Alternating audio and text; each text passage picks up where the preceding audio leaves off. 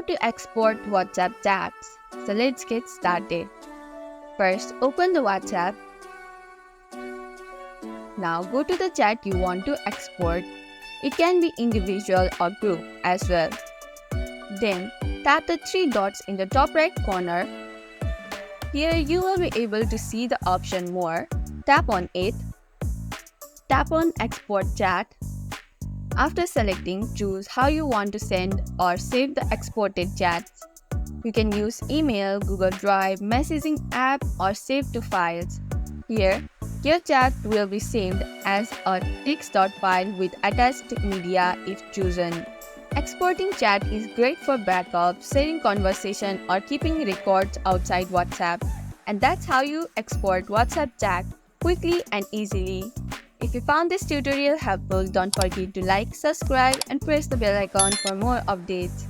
Thanks for watching, and I'll see you in the next video. Bye for now.